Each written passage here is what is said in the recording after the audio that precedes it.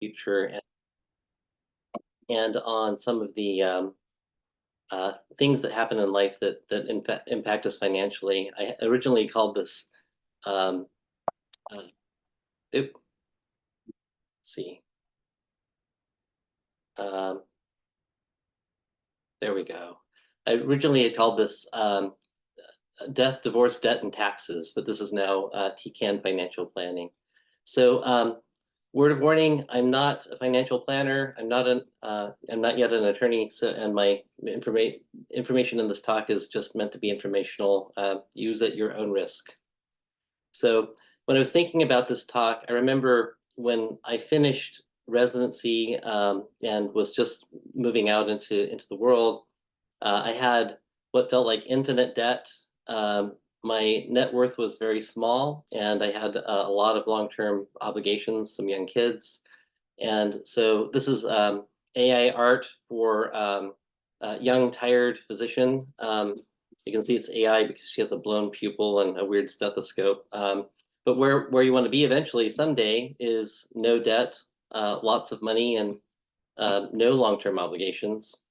Um, some say life begins at conception.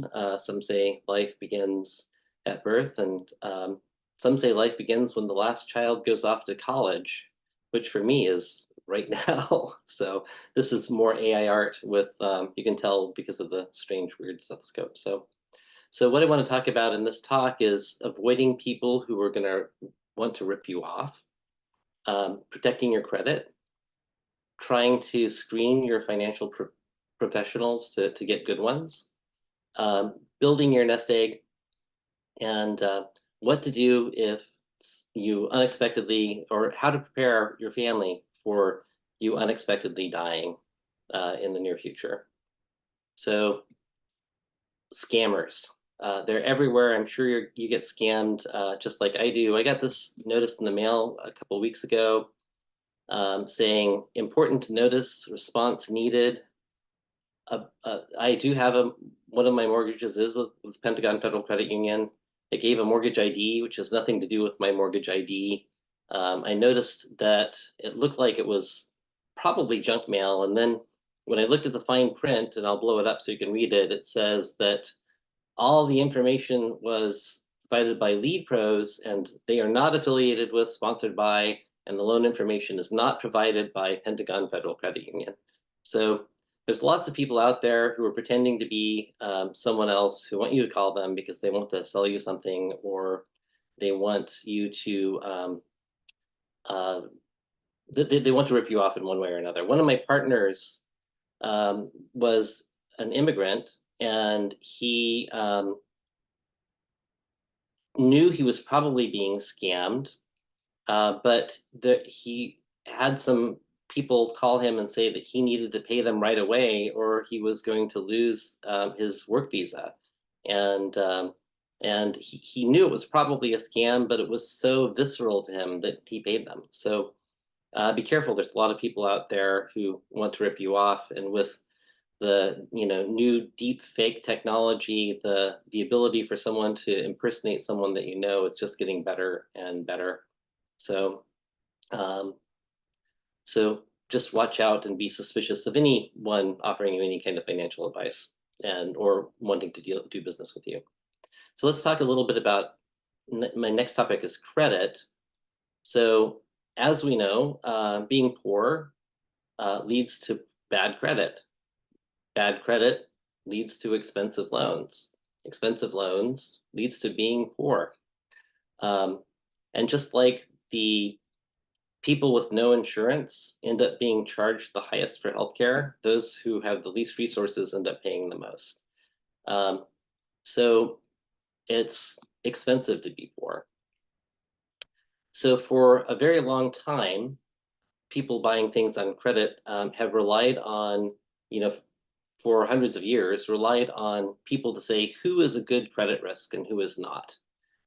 And these days, the companies that sell your information are Equifax, Experian, and TransUnion, and LexisNexis. These are all the main credit bureaus. And they got into the business of selling information about people before Mark Zuckerberg did. So, good friend of mine had her identity stolen, and someone applied for a bunch of loans in her name and credit cards and went on a shopping spree. And then she had the unpleasant experience of having people calling her saying, pay up, pay up for this someone stealing her identity. And that was a disaster for her for years. So as you move up the food chain and have more and more impressive credit, you're going to be a bigger and bigger target. So what can you do? One thing you can do is lock up your credit. And this presentation will be on the website, so you can take a look at it. But here are some links to the three main credit bureaus, Equifax, Experian, and TransUnion, that give you free places where you can freeze your credit. And what that means is that if somebody tries to apply for a credit card or a loan in your name, they can't pull your credit. It also means that if you want to apply for a mortgage or a credit card, then you have to unfreeze your credit, which is pretty simple to do, but you need to, write down where you have your passwords and so on, and make sure that nobody else knows that. But that's one way that you can protect yourself from identity theft. Now let's talk about financial professionals who you might want to hire. The ideal financial professional is somebody who's a fiduciary. We have an obligation to our patients, the physician-patient relationship. Fiduciaries have an obligation to like a physician-patient relationship with someone's money. So they're required to act for the benefit of the person that they're hired to take care of. And knowing who's a fiduciary and who isn't is really key, because some people who want to sell you retirement products and life insurance are not fiduciaries. They're not required to look after you. So my very first rental property was this house. I bought it in 2018. It's the prettiest house I own, and I've never lived there. The very first person who was a renter was actually a former actor from Breaking Bad. He wasn't one of these guys. He was like a bit henchman, not one of the major henchmen, a minor henchman in season 3. But he had since, after leaving Breaking Bad, had become a financial planner. And my first property manager said, hey, you have this person who wants to be in your house and he's a financial planner, but I'm worried about his credit. And so they had this financial planner write me a letter. And in this first paragraph, you can see he not only is a financial planner, but supervises 165 financial planners. And in the second paragraph, he says, it was brought to my attention after a review of my credit history that my credit, which was recently at 690, not impressive, took a dip to 612, very not impressive. I'm not real sure as to why, but I can only speculate that it is due to the recent purchase of a 5-year-old F-150 truck and a brand new BMW sedan. So this taught me that not every financial planner necessarily is good with their money. And sure enough, after a year, they could no longer afford my house and they moved out.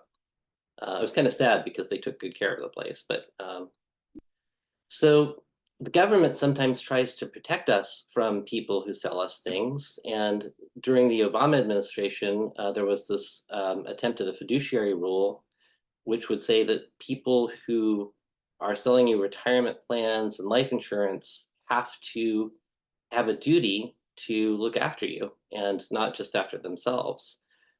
People like Elizabeth Warren have compared some of the financial products that are sold to defective consumer products. So we know as pediatricians that there's a lot of children's toys and things like that, bedding and so on, that people aren't allowed to sell in this country because they're dangerous. But Elizabeth Warren points out that many of the financial products that are out there are very dangerous. And although they may not burn down your house, they may burn down your house financially. And that also has implications on people's health. So, of course, some people aren't fans of regulation, and was pictured during when President Trump ended the fiduciary rule, and so there's always this sort of tug of war about what what you're going to get from the government in terms of protection for financial products. So Bernie Madoff was a fellow who ran a Ponzi scheme, but he was at one point was seen to be the genius of Wall Street because his funds kept on making lots and lots of money. He seemed to have cracked the code to have figured out just how to make endless money in the stock market. And people invested a lot of money in him and lost a lot. One site that you'll see in my list of resources from investor.gov is one where it says, check out your investment professional. And this has thousands and thousands and thousands of professionals. But if you search for Bernie Madoff, Bernard Lawrence Madoff, it'll tell you this person is barred by FINRA or the SEC. And you can look at the full report. So if you're looking at investment professionals, check them out on this website. And it'll tell you, like, not everyone is Bernie Madoff, but it'll tell you, consumer complaints. Yeah, this is a way to get a sense of whether or not your professional is someone good. So let's see. So useful professionals, good accountants are great for helping you minimize your exposure to taxes. If you have a financial planner, avoid ones who are free because they're not really free. An estate planning attorney can be useful. And like I said, I've got a list of useful resources at the end of the talk. So how do we grow our nest egg into something that's going to sustain us in retirement? So traditionally, we used to have defined benefit plans or pensions. And now mostly we have defined contribution plans, our self-funded retirement. Social Security is a defined benefit plan. I know a few neonatologists in the military who do the full 20 years and get the military retirement. That's golden to have, that kind of retirement. I think there's still some educational institutions out there who might have some defined benefit plans. But I'm in this category on the right, the defined contribution plan in terms of retirement plans. And so Social Security is a really big player for everyone in the United States who wants to retire someday. And it's a problem because our population is aging, our birth rate is lowering, fewer younger people to support more old people. The Social Security costs are going up and up and up. And I think this was the 2022 federal budget. And you can see Social Security in the top right was a big chunk of it. In a $6.2 trillion budget, it was 1.2 trillion, and Medicare was 755 billion.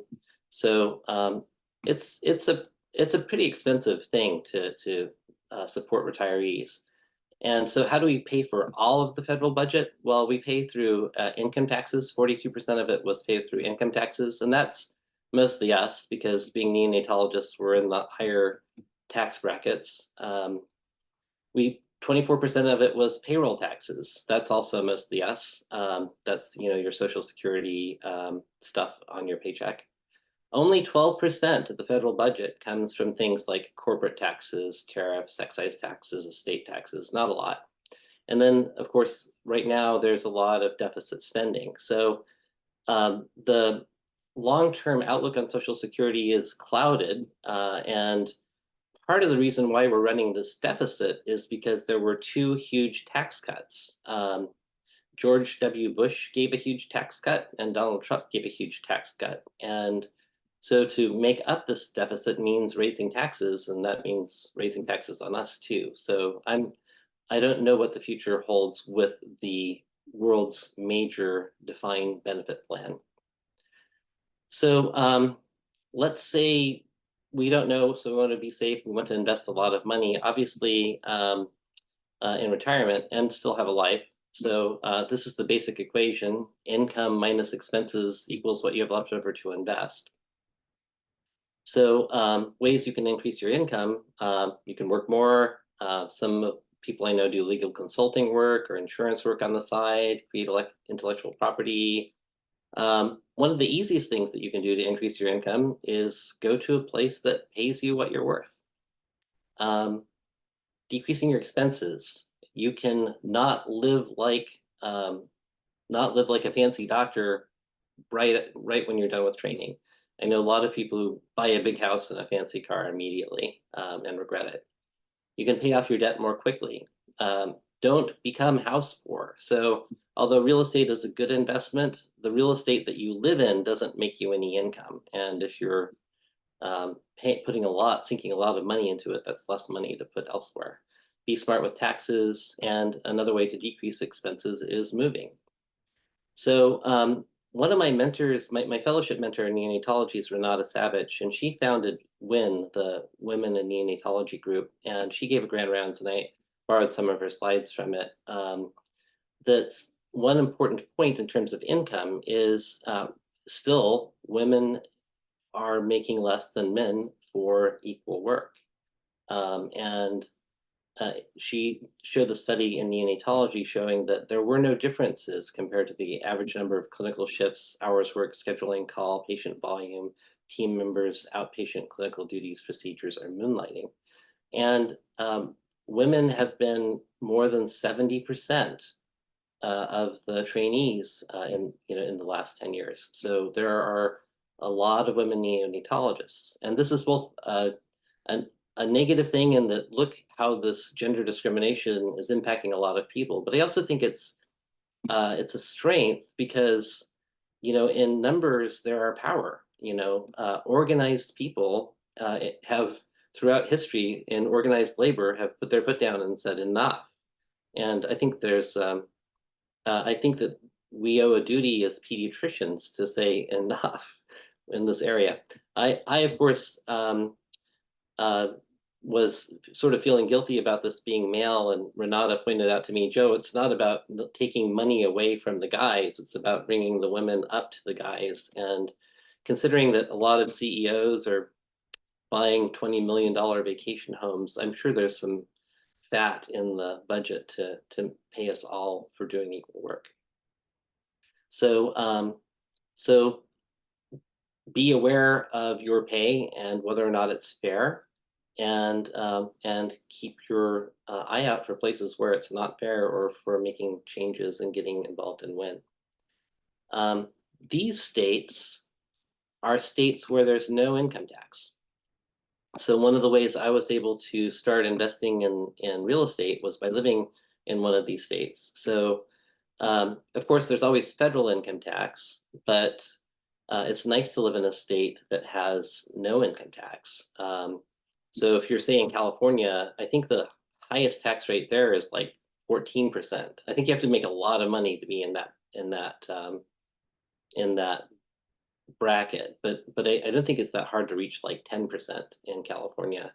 But if you're in Nevada and you're paying 0%, imagine the difference between 10% tax of your salary and 0% over 30 years.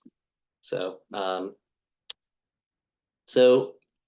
getting out of debt is a way to have more money to invest in retirement. And there's been some new stuff on loan forgiveness, and I think more people are getting their loans forgiven. And I recently came across a pediatric specialty loan repayment site that suggested that neonatologists may be able to get loan repayment.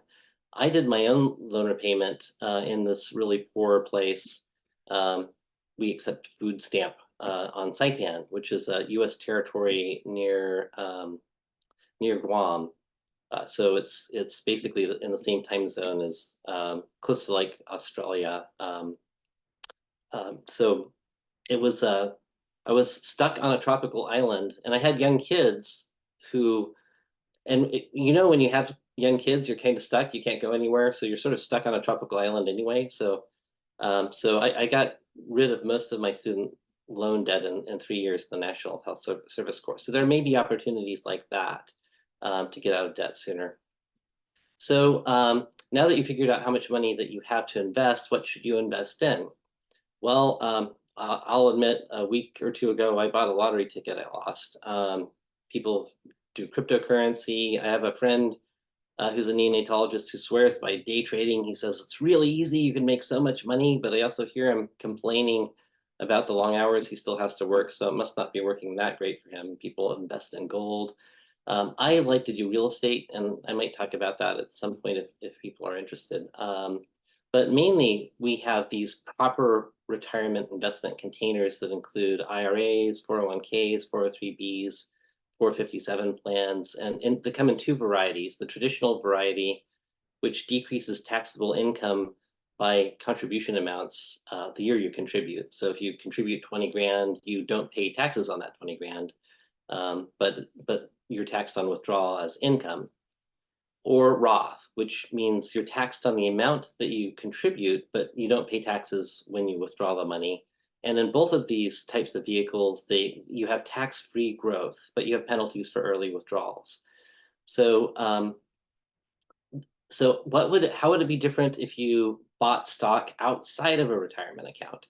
Well, it depends on the stock. So if you bought a stock that was in a company, just a single company, not a mutual fund, and and if it was a company that didn't pay dividends, then you wouldn't have to pay taxes for that stock until you sold it, and then you pay capital gains taxes instead of income taxes. But if you bought a mutual fund, because there's a lot of buying and selling, you'd have to pay taxes on that every year probably, and any sort of dividend fund, you'd have to pay taxes on that. So the most important thing that I can tell you about if you're doing the traditional retirement thing is always, always, always make sure you get your employer match if there is one, because this is huge. You put in like, $20,000 and your employer puts in $8, and every employer is different. That doesn't sound like a lot, but that's $3,000 that is going to grow for you. So always do that. So I would love to give you a great strategy for investing in the market, but I don't have one. If anyone knows a really good one and can teach me and convince me that it's real, please contact me afterwards. The S&P 500 is the 500 largest businesses in the United States, and this is just a list of the S&P 500 over time. And funds try to compete to get the best growing, fastest return for your money, and we're neonatologists. We want our money to grow really well, and so we try to get these aggressive funds that will help us achieve really well. Here's like just some examples of some funds. This is from usnews.com. They rated funds as the most aggressive. So the most aggressive was the Meter Dynamic Allocation Fund. And that had an expense ratio of 1.47, and I'll go into what that means. The second most aggressive was the JP Morgan Investor Growth Fund, and that had an expense ratio of 0.97. And then TIAA-CREF, the third most aggressive fund, had an expense ratio of 0.63. So like D10 is 10 grams per 100 mLs. Expense ratios is dollars per $100 that you have to spend to have your money in that retirement account. So if you're invested in the Meter Dynamic Allocation Fund, the #1 fund, you're going to pay, for every $100 in the fund, you're going to pay $1.47. And that's whether your value goes up or goes down. So people try to do better than the average, but oftentimes you don't. Oftentimes you do worse. Half the funds do better, half the funds do worse. So and I think it's fairly hard to pick a fund that's going to always do great. But one thing that's really easy to do, and it's also really cheap to do, is to invest in the average, is to just hit the market.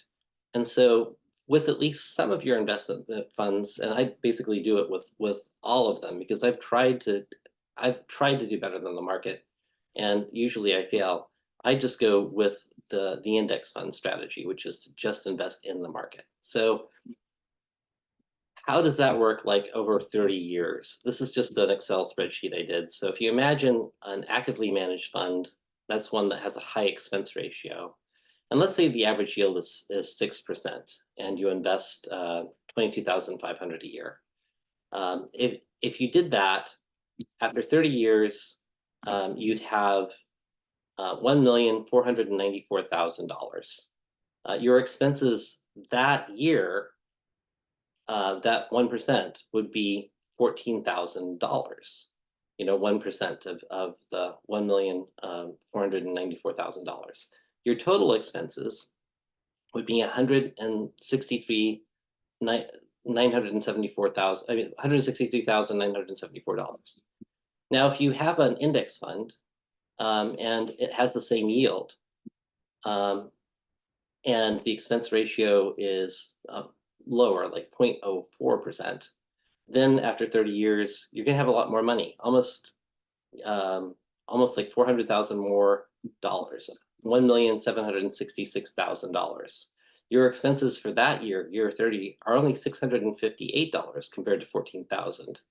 And your total cumulative expenses over 30 years for this really cheap fund is about, a little over $7,000. So the index fund strategy is a reasonable one. And FINRA, which is the Financial Industry Regulatory Authority, and there's a link to that at the end, shows you that the average growth mutual fund expense ratio is 0.87. So 87 cents for every $100.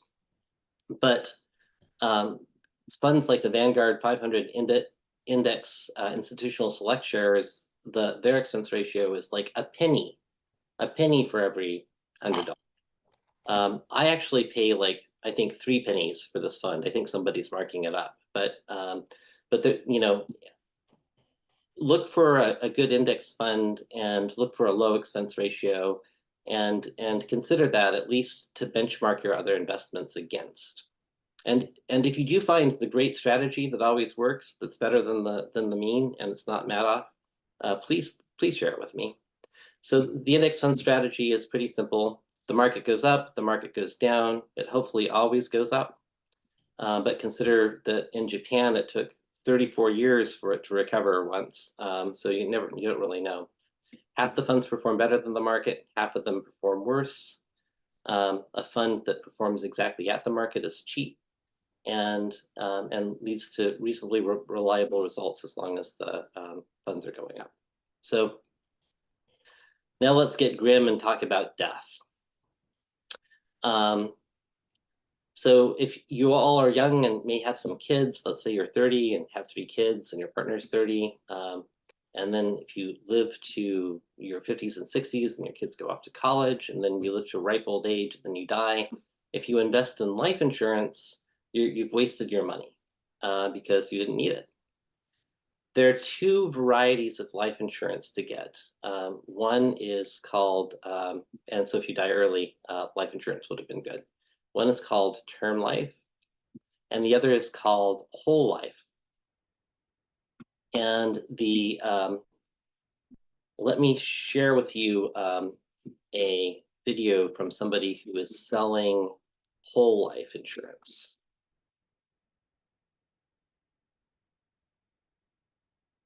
Chris Crone, do you invest in whole life insurance? What is life insurance? Do you use it for your real estate investments? Do you use it in business? Do you recommend it? Is it good? Is it bad? Listen, I hear you. Today I'm making a video. I'm not just going to tell you what whole life insurance is. I'm going to show you how I've used it the last 15 years to make a lot of money. I'm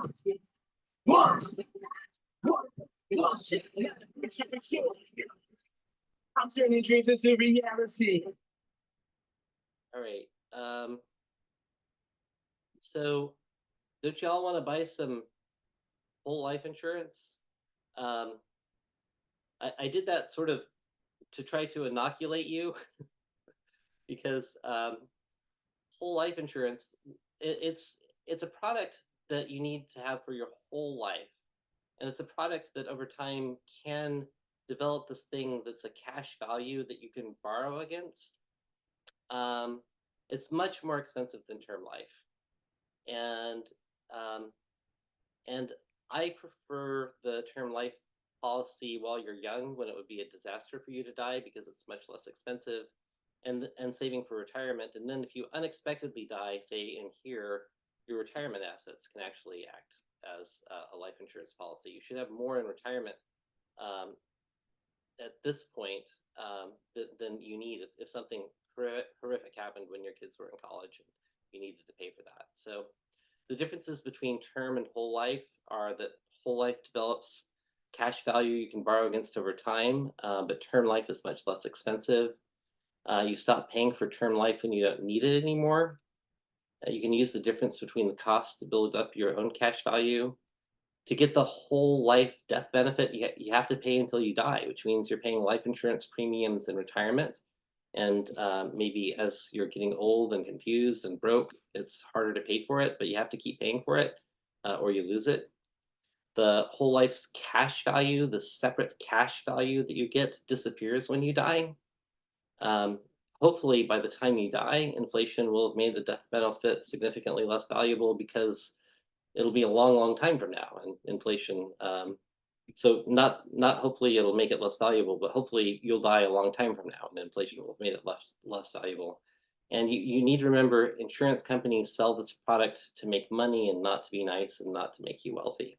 I do believe that guy has made a lot of money from whole life by selling it to unsuspecting people. So life insurance. Well, you want to make sure that if you do die, try to die of a cause that the life insurance covers, and in a place where you can be found. I studied this famous case in law school about somebody who disappeared and was presumed dead, but the life insurance wouldn't pay because that you didn't have a definite cause of death. Set up auto pay. You know, if you have a life insurance policy and you end up in the hospital for a few months and you skip a few payments, then you die, you don't want to lose it. Name a beneficiary and not your estate. This is important. So life insurance is a contract to pay someone if you die. If you don't name a beneficiary, what you pay is your estate. And if you're in debt, that means your life insurance goes to pay your debts.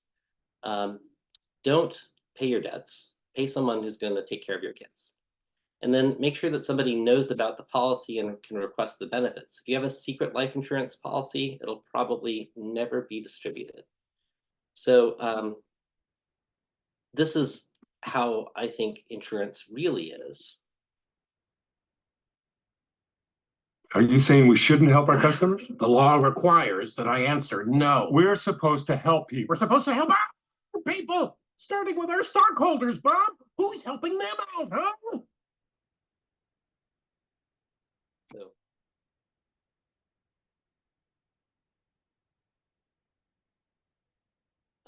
so if anybody is like in the insurance industry, I'm sorry, but that's kind of how I think about them. So let's talk about wills. So this is a Saskatchewan farmer scratched his way into legal history. So a will is just a plan if you die for what you want to happen with your assets. And it doesn't have to be that complicated. This poor farmer in the 40s was run over by his tractor way out on his field and slowly bled to death. And he figured he might not make it, and he was right. And so he scratched a will into a fender with his pocket knife. And it was, considering the circumstances, admitted as a valid will in court.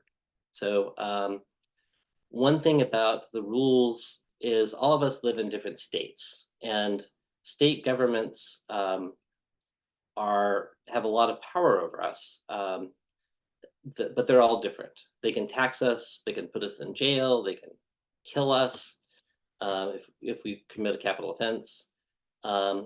If we get sued for malpractice, it'll be that state's law that will be impacted us. If we get divorced in a state, that state's law is going to govern.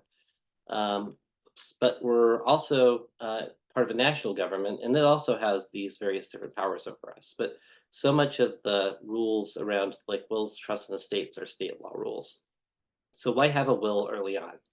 Well, if you have children, maybe you have a relative that you visit at Thanksgiving and you don't like to talk politics with them, and you may not want them to end up being the guardian for your kids. I have a few of those. It's possible if you don't have a lot of assets now, but you die unexpectedly young, it'll be because somebody messed up, and that person who messed up may end up being liable, and your estate may end up being bigger than you think. Uh, I know some people who aren't married to their partner, but would want to treat them like a spouse if they died. I know some other people who have had other children with other partners, and there are different default rules for distributing assets in your estate.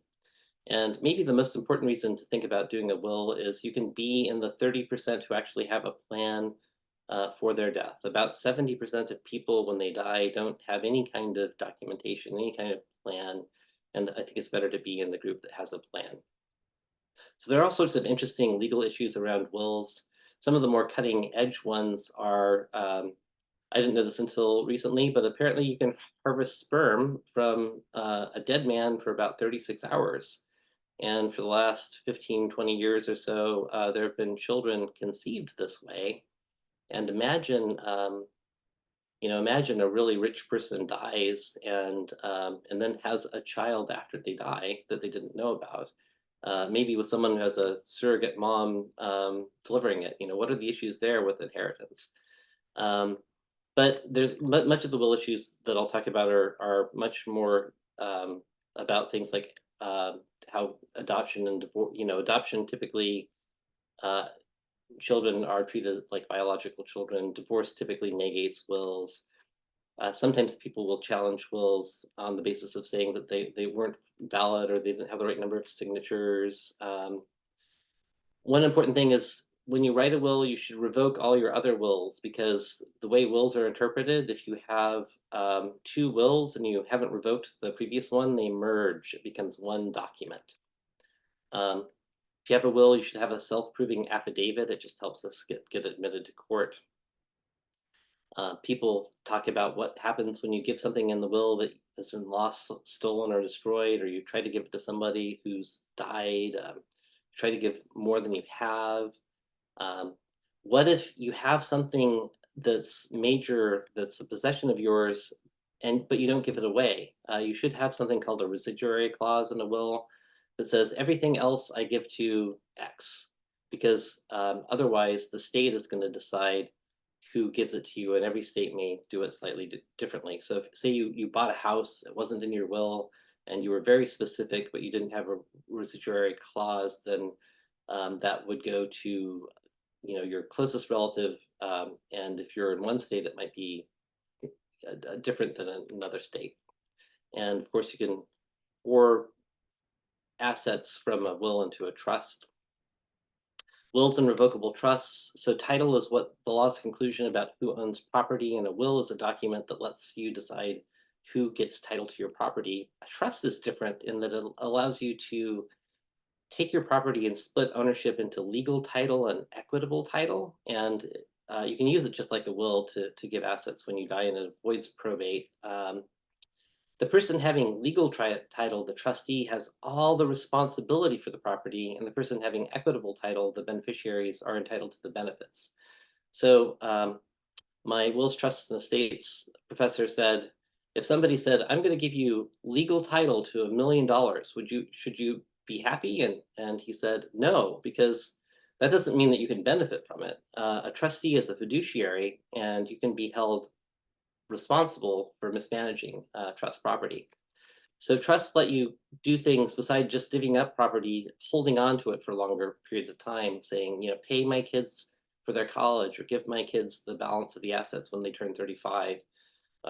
Or say you have a child who isn't very good with money and has a lot of creditors.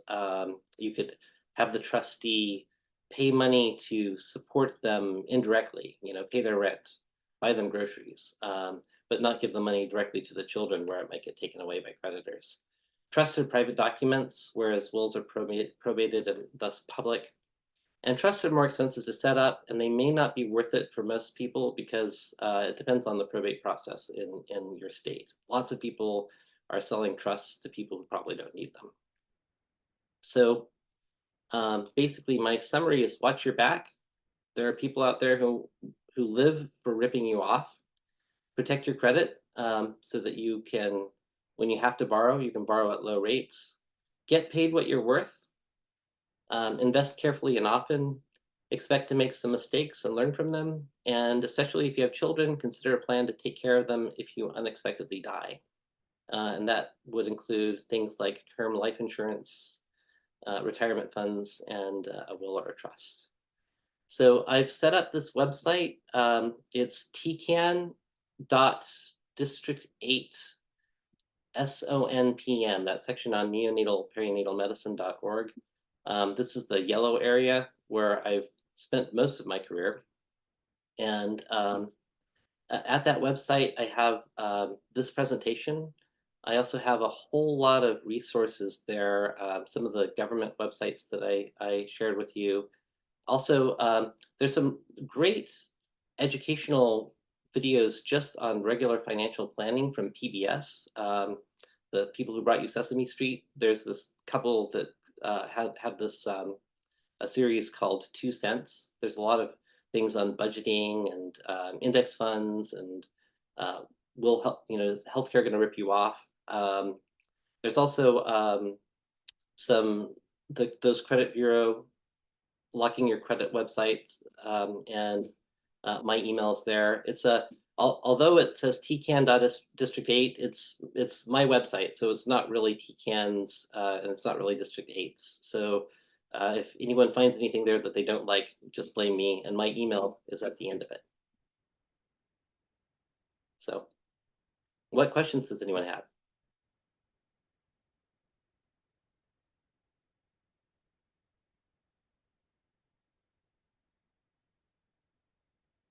Thank you, Joe. That was great. It really was meant to be kind of a primer, so it did touch upon a lot of different topics. But if there's other questions that people have that aren't related to some of the things that Joe talked about, this would be a great time as well.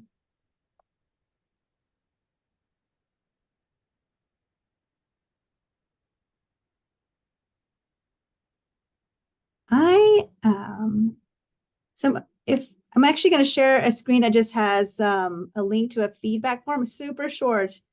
Oh, sorry, there's a question. Someone was asking about like if you could talk about disability insurance and if it's worth it to purchase a separate policy if you have one through work. That's a great question. And the insurance world, I haven't personally, but I do think it's probably a good idea. The other good idea is at some point the long-term care insurance, and I think long-term care insurance may be a good thing as well. So certainly disability insurance is less expensive when you're younger, and the sales pitch that I got for it was get into it early. Of course, if you're not disabled, you're wasting your money. But you may really be happy that you have it if you become disabled, and you're much more likely to become disabled, I think, when you're young than you are to die. So on the other hand, every penny that you spend on insurance is money that you can't be investing in something else. So there's a trade-off. And I'm not an expert in the disability insurance arena, though.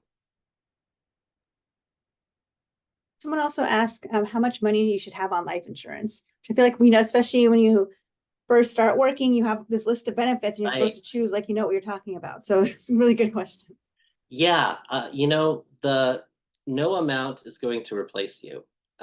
So the no amount is going to replace you. So I think one of the big things that I thought about when was what my wife did. She also is a physician, and so I didn't invest in a lot of life insurance because I knew that there were 2 of us, and so the odds of So I mean, I did have life insurance, but it was more, I was thinking another doctor is going to be able to support my children.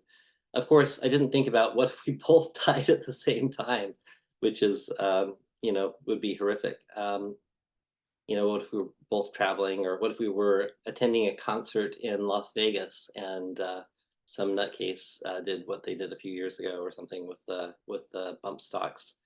I think that the only generalization I can make is if your spouse doesn't work and you have a number of children, you probably need more life insurance early on than not. And but no amount of life insurance is going to replace you. So try not to die. Then can you please comment on the feasibility of multifamily real estate investment for physicians and taking advantage of the 1031 exchange for your W-2 income? So yes, so I love real estate, and I think that if I could go back in time, I would never sell a property, or would rarely sell a property. I mean, if you're in a property now that you own, and you probably picked it out for a reason and you know it, if you can hold on to it and then buy your next thing and hold on to it and hold on to it as a rental property, then you're using other people's money to help pay it off. Sometimes the other people's money, the rent money, doesn't quite pay for everything, but and then occasionally you can have disasters. Like I had a bathroom in a property that cost me a lot of money that I lost the whole year's rent basically in having to fix a bathroom. But overall, investing in real estate and in the market, it's a good hedge. It's an inflation protected asset. Of course, you can lose your shirt in real estate, but I think overall, if you do it carefully and right, there's great things about real estate. Now, the 1031 exchanges are more about exchanging one property for another, and that works as well. And that's kind of a complicated topic. But if I could, I would hold on to the real estate and just buy something new and rent it. Think about buying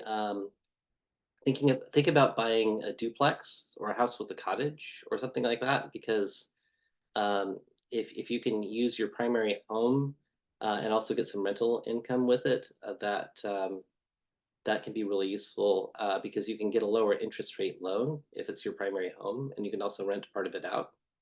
So the smartest thing I ever did was buy a house with a cottage in a pretty place, and I have both of them rented. So that's actually the rent is more than covering the mortgage, and it's in a nice place. And if for some reason I have a bad financial outcome, I can just live in the cottage and rent the house. If I have a really good financial outcome, I can live in the house and have guests visit me in the cottage. So yeah, real estate's a good investment, usually, if you're careful. Comment on whether home mortgage should be paid early if retirement accounts are already maxed, especially in light of the current high interest rates, versus kind of investing in further other investments. So gosh, that's a good question. So if you have, so I have always been of the mind of trying to pay mortgages off early in general, but I think it would be good. This is where a good financial planner that you pay for might be helpful. So the people who want you to be investing money in their accounts will say, no, put more money in retirement, in part because the more money you have in their retirement accounts, the more money they may make if they make a cut of your retirement accounts. But I don't think that there's a specific question. I think that's something that requires some guidance. knowing what the interest rates are, knowing what your options are, knowing what your specific retirement, that's something that maybe talking to a financial planner might be useful for.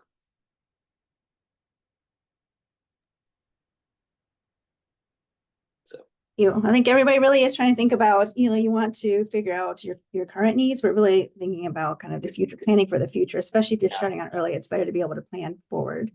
Yeah. The thing that going back again, there are properties that I wish that I just kept, because there was a beautiful house I bought in Portland, Oregon, and before I moved to Saipan, and I turned it into rental for a few years. It was and then I sold it, and I was really happy because I think I bought it for like 300,000, and I sold it for like 350, and I thought, gosh, I'm a financial genius. And now that house is worth $1 million, but I also know a lot of doctors who've invested in real estate and lost their shirt. Generally, those people, though, have not done their own research, and they've pooled their money, and someone has come along and said, hey, let's make a lot of money. Let's get 3 or 4 investors, and we'll buy this apartment complex somewhere, and you'll pay me this cut. And I think that that's a little bit more dangerous than looking at properties yourself and investing in something yourself without somebody trying to sell you something. That's dangerous too. But I'm happy to go through a property talk if people want me to do that at some point. Okay, those are all the questions that I see, but if others wanted to also just kind of verbally ask any questions, we have a couple of minutes left. And then I shared a slide that is just, it's a QR code or a link to a feedback form. It's super short, but I think they're really helpful for us to be able to plan for some future sessions. And I'll send it out over email. And then I can also send out the link to the website that Joe had mentioned that has the resources too.